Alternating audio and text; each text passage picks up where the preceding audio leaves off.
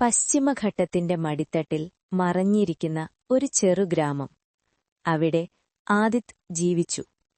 മഴ, മണ്ണിന്റെ മണം, പഴയ ഓർമ്മകൾ, അവന്റെ ലോകം. ആദിത് ഗ്രാമത്തിലെ ലൈബ്രറിയിൽ ജോലി ചെയ്തു. പുസ്തകങ്ങൾ അവനോടൊന്നും ചോദിച്ചില്ല, എല്ലാം പറഞ്ഞു. ഒരു ദിവസം ലൈബ്രറിയിൽ മീര വന്നു. അവൾ പഴയ ഡയറികൾ തിരയുകയായിരുന്നു. ഓർമ്മകൾ മാറ്റാൻ പറ്റുമോ? അവൾ ചോദിച്ചു. ഓർമ്മകൾ മാറ്റാൻ പറ്റില്ല, പക്ഷേ വീണ്ടും എഴുതാം, ആദിത് പറഞ്ഞു. അത് അവരുടെ ആദ്യ സംഭാഷണം. ദിവസങ്ങൾ മാസങ്ങളായി.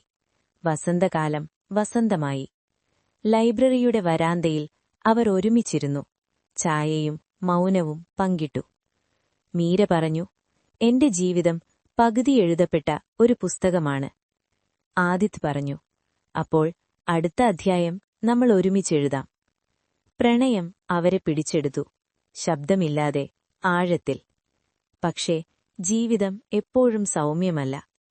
ഒരു ദിവസം മീര പറഞ്ഞു, എനിക്ക് പോകണം, വിദേശത്തേക്ക്. ആദിത്യന്റെ വാക്കുകൾ കെട്ടുപോയി. മഴ പെയ്തു.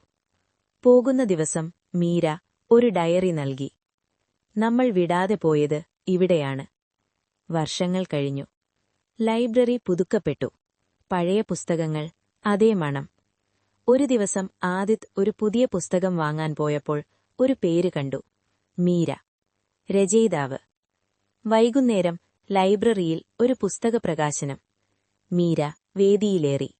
അവൾ പറഞ്ഞു, ഈ പുസ്തകം ഒരിക്കലും വിടാതെ പോയ ഒരു പ്രണയത്തെക്കുറിച്ചാണ്. ആദിത്യന്റെ കണ്ണുകൾ നിറഞ്ഞു. പരിപാടിക്ക് ശേഷം അവൾ ചോദിച്ചു, ഇനിയും അടുത്ത അധ്യായം എഴുതാമോ? ആദിത് ചിരിച്ചു. പുസ്തകം വീണ്ടും തുറന്നു.